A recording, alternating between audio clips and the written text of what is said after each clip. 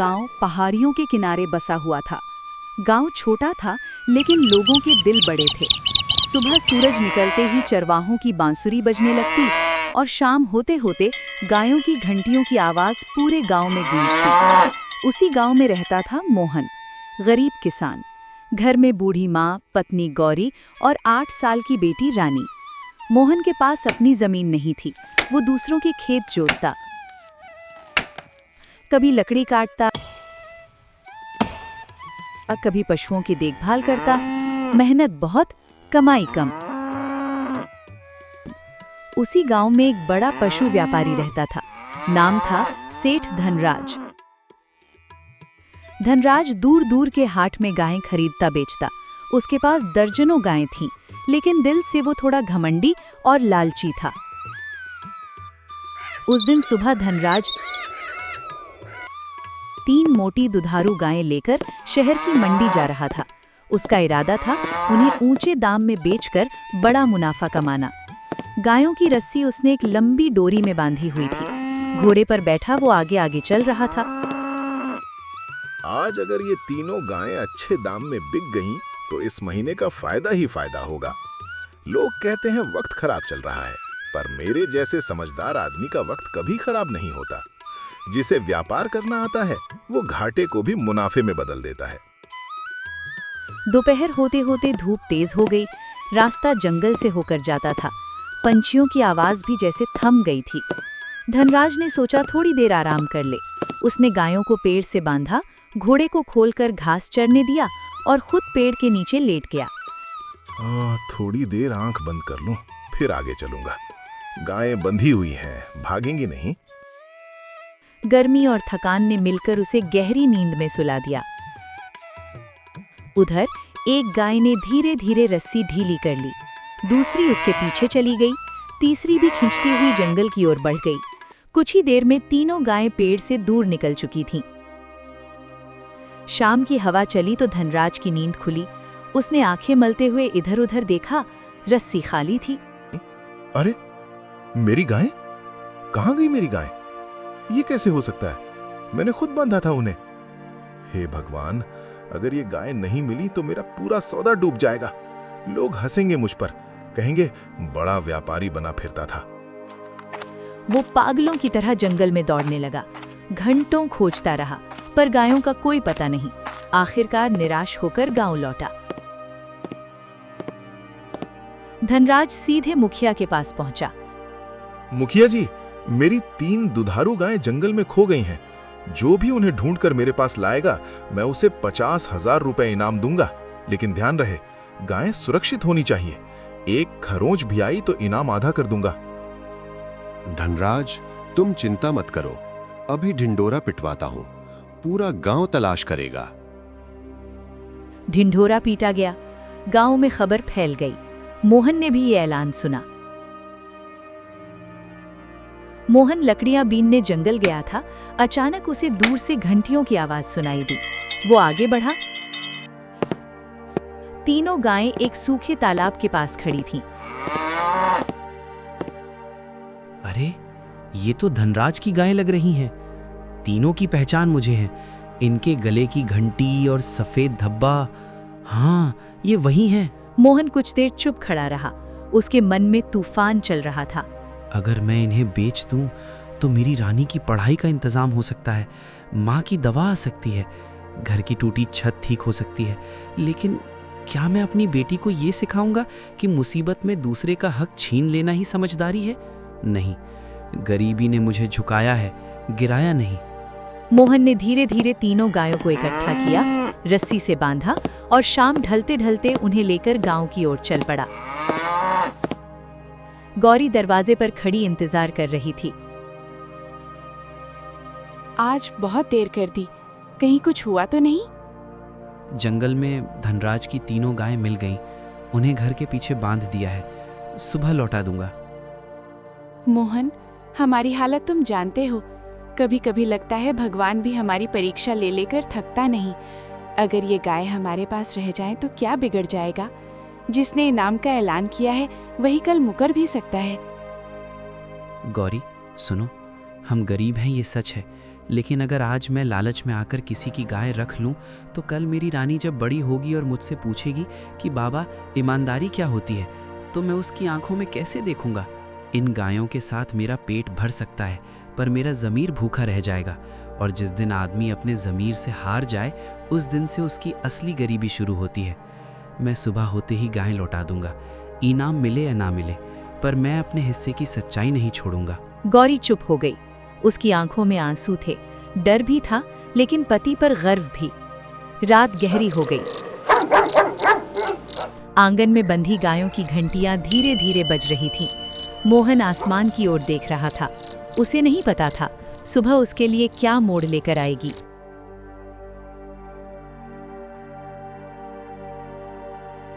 सुबह का सूरज अभी पूरी तरह निकला भी नहीं था। हल्की हल्की ठंडी हवा चल रही थी। मोहन ने तीनों गायों की रस्सी हाथ में पकड़ी। उसके कदम मजबूत थे, पर दिल के अंदर हल्की सी चिंता भी थी। उधर पूरे गांव में चर्चा थी, किसे मिलेंगी गायें, कौन पाएगा 50,000 का इनाम। चौपाल पर पहले से ही भीड़ जमा थी। धनराज बेचैनी से इधर उधर टहल रहा था। मुखिया हरि सिंह कुर्सी पर बैठे सब देख रहे थे। तभी दूर से घंटियों की आवाज आई। भीड़ दो हिस्सों में बट गई। मोहन तीनों गायों के साथ चौपाल में दाखिल हुआ। अरे, ये तो धनराज की गायें हैं। मोहन ले आया। मोहन ने ढूंढ ली। धनराज की आंखें चमक उठीं। वो दौड़कर गायों के पास पहुंचा। ध्यान से देखा, तीनों सही सलामत थीं। हाँ, ये मेरी ही गायें हैं, एक भी कम नहीं, सब सही हैं। कुछ पल के लिए माहौल शांत हो गया।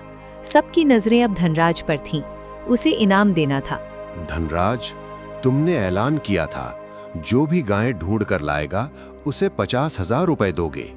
आज पूरा गांव गवाह है, मोहन ने तुम्हारी गायें सही सलामत लौटा दी। धनराज का चेहरा अचानक बदल गया। राहत की जगह अब गणित चल रहा था उसके दिमाग में। 50,000 उसके दिल में चुभने लगे। मुखिया जी, इनाम तो मैं दूंगा ही, लेकिन एक बात है, जब ये गायें खोई थीं, इनके गले में सोने की छोटी छोटी घंटियां भी थीं, वो अब नहीं दिख रही। अगर घंटियां नहीं हैं तो गाय पूरी तरह सुरक्षित कैसे मानी जाए? भीड़ में सरसराहट हुई। मोहन चौंक गया। सोने की घंटियां? जब मैंने इन्हें पाया तब इनके गले में सिर्फ साधारण पीतल की घंटियां थीं। मैंने तो एक भी चीज नहीं छुई। तो क्या मैं झूठ बोल रहा हूं? 3 सोने की घंटियां थीं, बहुत कीमती थीं। अगर वो नहीं है तो समझो नुकसान हुआ है, और नुकसान हुआ है तो इनाम पूरा कैसे दूं? भीड़ में कुछ लोग बुदबुदाने लगे। कुछ को शक हुआ, कुछ चुप रहे। मोहन के चेहरे पर चोट लगी थी। गरीब आदमी पर इल्जाम सबसे भारी होता है। धनराज जी, मैं गरीब हूं ये सच है, लेकिन चोर नहीं हूं।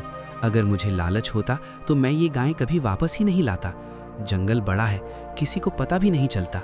मैं इन्हें इसलिए लाया क्योंकि मुझे अपने बाप की सीख याद थी, रोटी सूखी खा लेना, पर नाम खराब मत करना। आज आप मुझ पर इल्ज़ाम लगा रहे हैं तो ये सिर्फ मेरे ऊपर नहीं, मेरे संस्कारों पर भी है। अगर आपको मुझ पर भरोसा नहीं तो पंचायत बैठा लीजिए, मैं सच से पीछे नहीं हटूंगा। गांव में सन्नाटा छा गया। धनराज, तुमने कल ऐलान किया था, गायें सही सलामत होनी चाहिए। तुमने ये नहीं कहा था कि सोने की घंटियां भी होनी चाहिए। और जहां तक मुझे याद है, मैंने इन गायों को कई बार देखा है। इनके गले में हमेशा पीतल की घंटियां ही थीं। अगर तुम्हारे पास कोई सबूत है कि सोने की घंटियां थीं, तो अभी पेश करो, वरना झूठा इल्जाम लगाना भी अपराध है। धनराज के माथे पर पसीना आ गया। वो कुछ बोल न पाया। भीड़ अब धीरे धीरे मोहन के पक्ष में खड़ी होने लगी। हमने भी कभी सोने की घंटियां नहीं देखी। लालच मत करो धनराज, ईमानदारी का मजाक मत बनाओ। धनराज ने भीड़ की तरफ देखा। उसे समझ आ गया, मामला उसके हाथ से निकल रहा है, लेकिन उसके मन में अभी भी हार मानने की तैयारी नहीं थी। ठीक है, अगर पंचायत यही चाहती है तो कल सुबह अंतिम फैसला होगा। मैं भी अपना हिसाब लेकर आऊंगा, और तब तय होगा इनाम किसे और कितना मिलेगा। मोहन चुप खड़ा था। उसके चेहरे पर थकान थी, पर आंखों में डर नहीं था। गांव वाले उसके पास आकर खड़े हो गए। मैंने कहा था ना, वो मुकर सकता है। सच को देर लग सकती है, पर हार नहीं होती। सूरज ऊपर चढ़ चुका था। चौपाल की भीड़ धीरे धीरे छटने लगी थी। लेकिन अब ये सिर्फ गायों का मामला नहीं था, ये ईमानदारी और लालच की लड़ाई बन चुकी थी।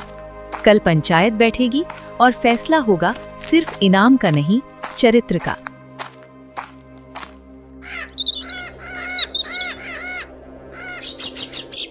अगली सुबह गांव की चौपाल पर असामान्य भीड़ थी।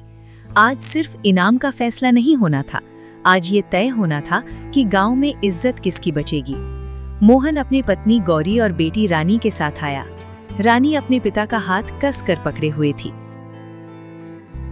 उधर धनराज भी आया, साफ कपड़े, सख्त चेहरा, लेकिन आंखों के नीचे रात भर की बेचैनी साफ दिख रही थी। आज पंचायत इस बात का फैसला करेगी, क्या मोहन को उसका पूरा इनाम मिलेगा या धनराज के आरोप सही हैं? पहले धनराज अपनी बात रखे। मैंने जो कहा सोच कर कहा। मेरी गायों के गले में सोने की घंटियां थीं, वो नहीं है, मुझे नुकसान हुआ है, और जहां नुकसान हो वहां इनाम पूरा कैसे दिया जाए? मैं व्यापारी हूं, भावनाओं से नहीं, हिसाब से चलता हूं। भीड़ में हलचल हुई, कुछ चेहरों पर नाखुशी थी। मुखिया ने मोहन की तरफ देखा। मोहन, तुम अपनी बात कहो।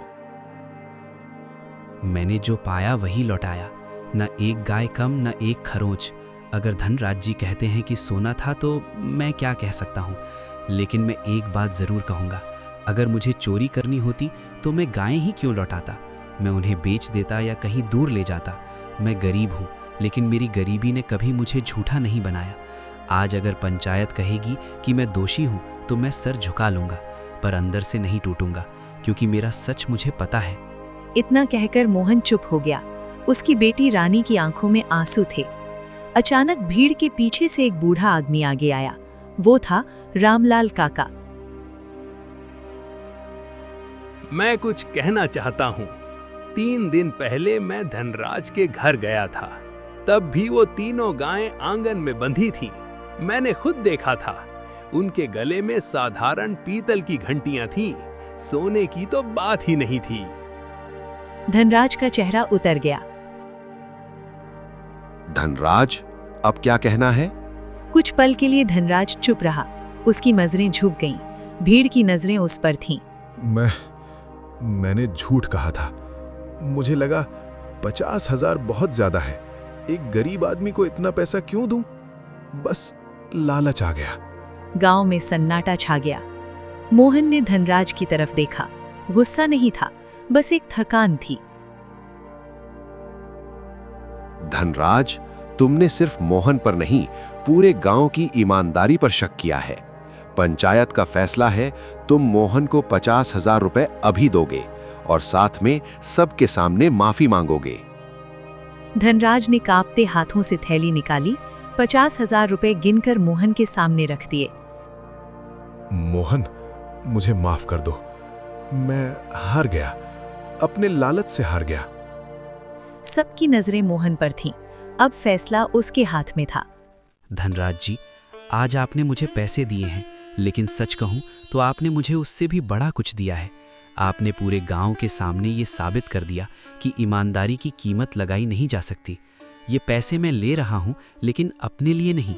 इनमें से आधे पैसे गांव के स्कूल की मरम्मत में लगेंगे, ताकि हमारे बच्चों को सच्चाई और इंसानियत की शिक्षा मिल सके, और बाकी आधे मेरी बेटी रानी की पढ़ाई के लिए, ताकि वो बड़ी होकर कभी किसी के सामने झुके नहीं।